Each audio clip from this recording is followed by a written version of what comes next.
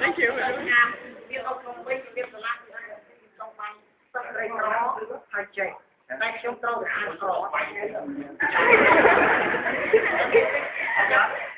nó đâu yêu đến một mấy đứa bỏ hàng này nó trăm viên vào ê bi nó phải đem cái cái tham mà phải chạy nó có lấy không biết tầm thọt ba phi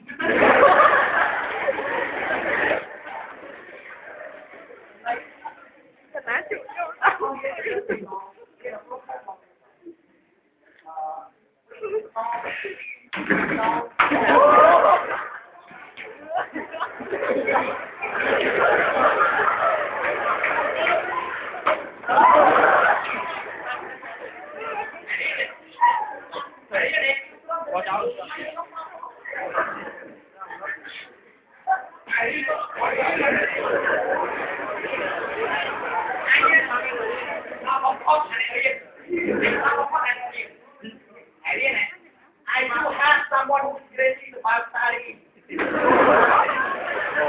Tốt là tên thôi.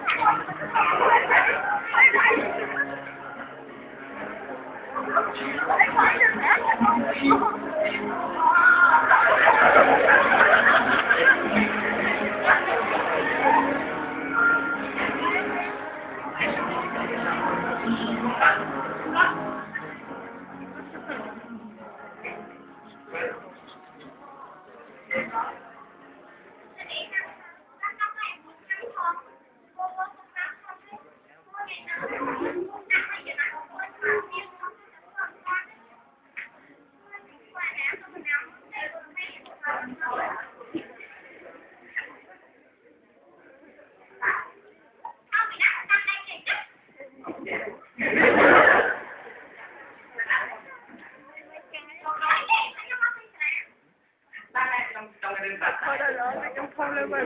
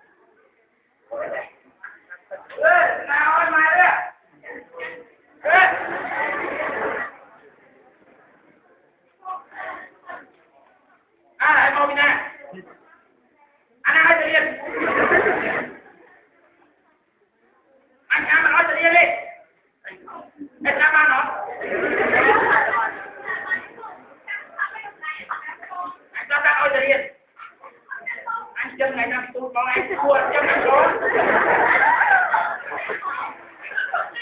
anh em này em ơi mình tung một viên này tôm này anh em ăn gì anh thua đi nhặt đâu à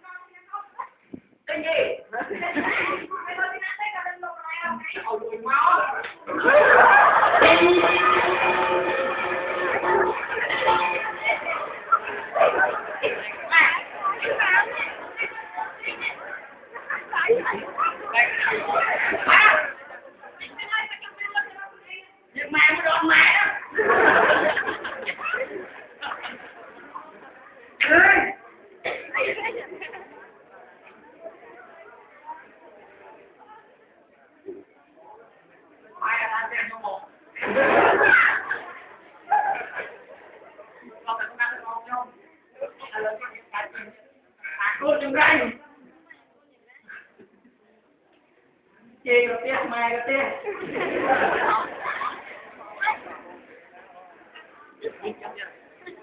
à phòng em kia ta đây ơi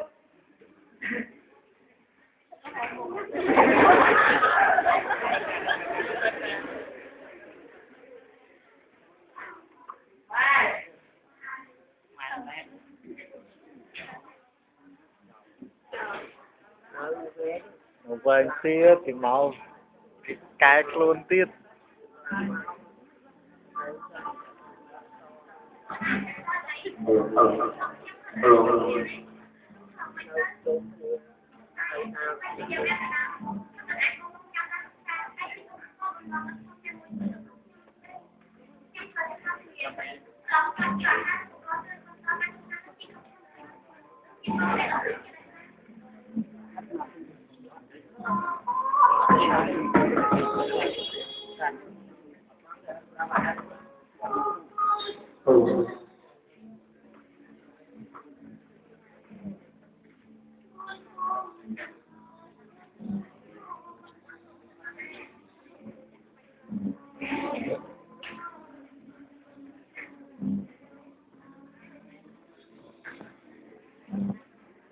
con ba xuân đắm xa xa đi rồi con tha thế con lồ luôn nay ở Nam Bư tài con là cái gì cảm thân bông ba chân cạnh buồn chứ mây cái tiêu cho thấy tập trung đua ta chung chung bà rây tây trọt cánh cha nó đua ta chịu hóa lại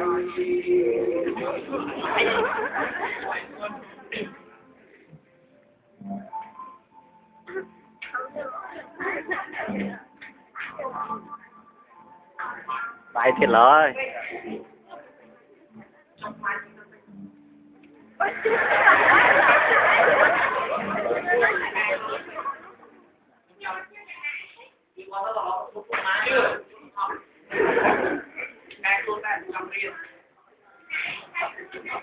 Nè, con quên cái ta.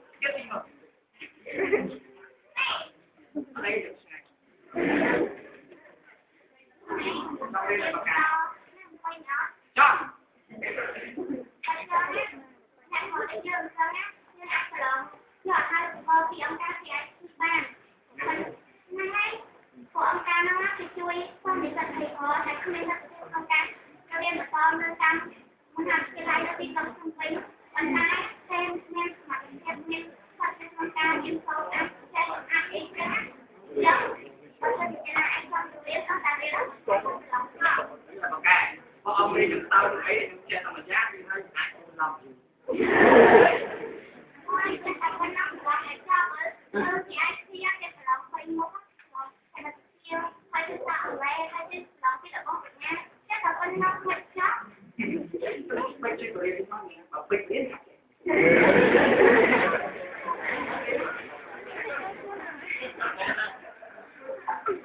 Đâu pro mà chứ. Mới trong vụ á.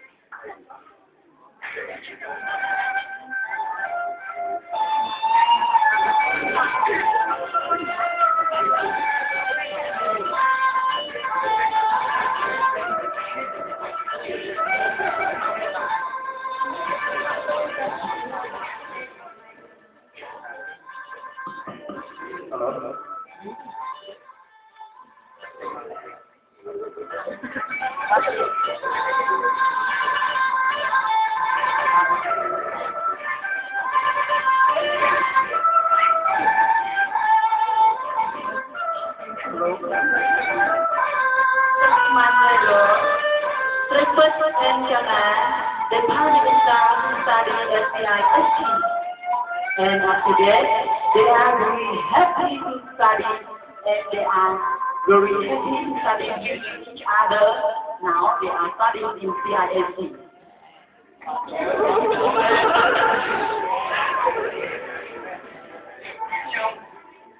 Chân na, conจะไม่บอกว่ากินเองเบี้ยไม่ต้องเดินเราตามมาตัวที่ไหนแล้วถ้าให้ร้องก็นั่งที่มวยนั่งที่ตัวไม่ทำได้นานยิ่งเอาจังเราจะกินเบี้ยตามเดินอะไรแต่ช่วงนั้นต่อสู้ในตรงที่ไหนเราได้ถึงเรื่องมันที่บ้าเอาคิวมาเรียนมาเจอแกร้องเพลงโอ้โหไม่ใช่ไอ้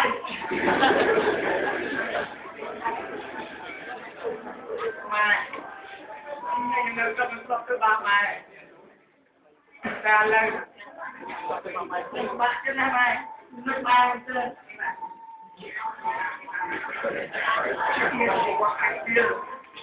เราจะบ้าจะบ้าไหมเฮ้ย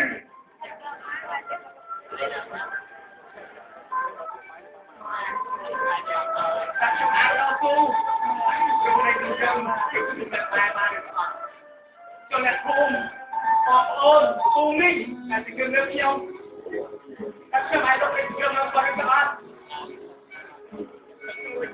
cái này cái không được bà mai cái được bà mai được hết cái anh đâu không đâu anh có được hayไม่ได้คุ้มดูชื่อคนไหนมาเลย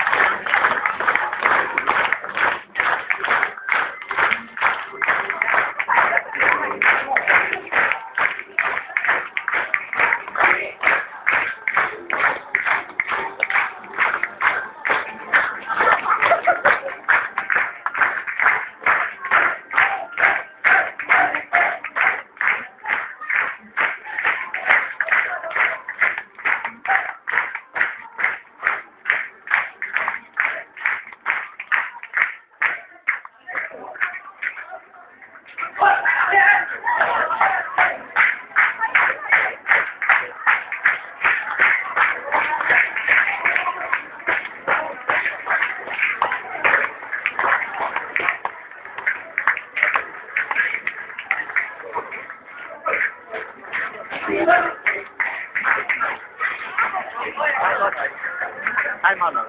Hai.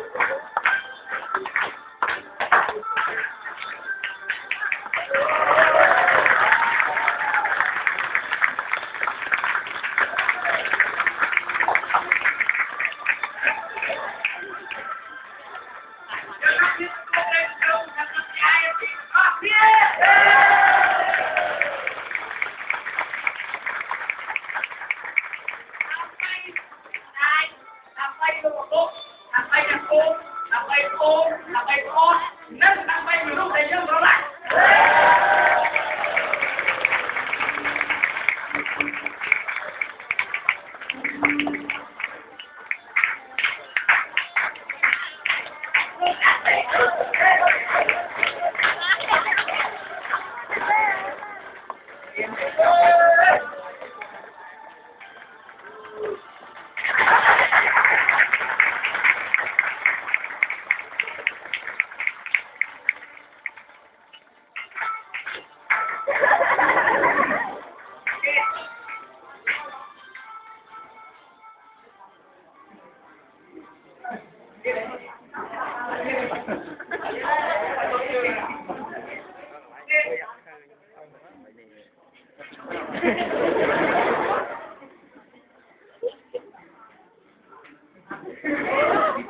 tôi là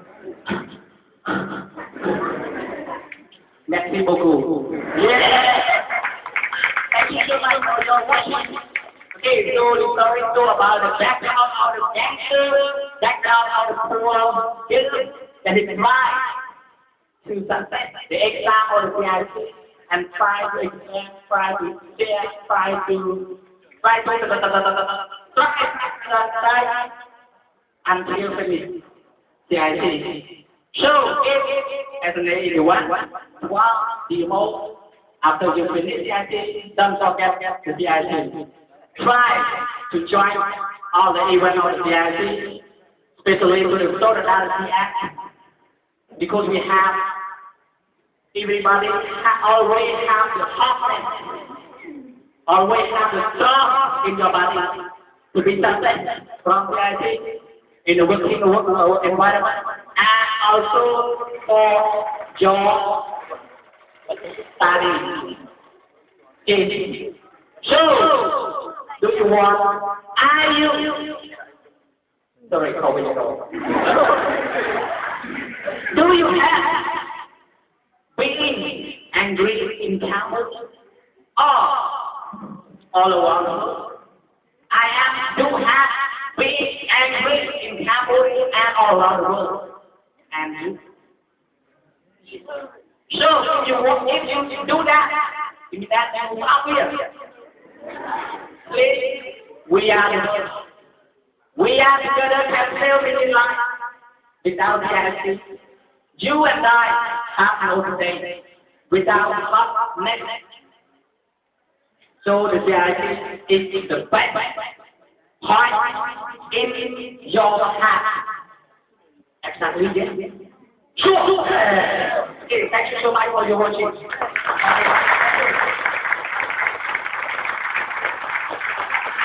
Excuse me, madam, do you have something to say for the one on fire or for White House? Okay, thank you so much.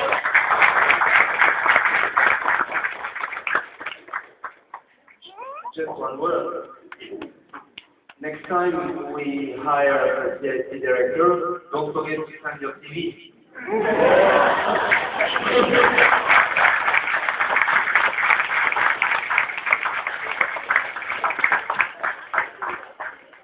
Okay, I do understand that. I do dear to understand that.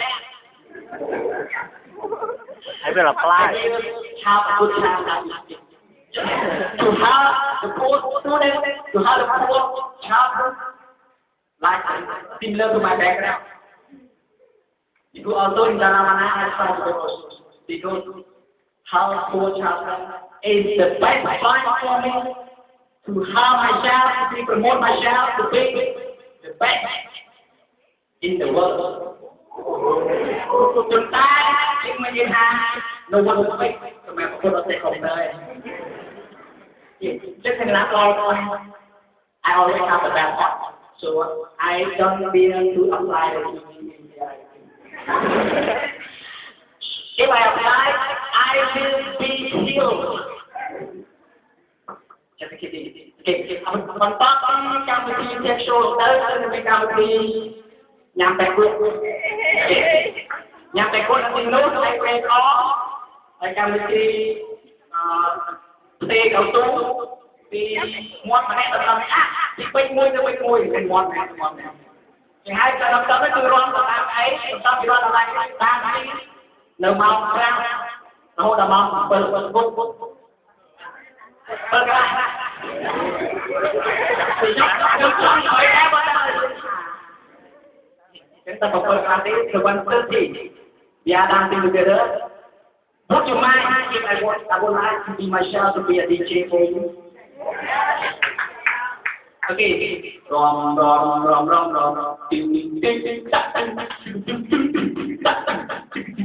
chị lấy nào kìa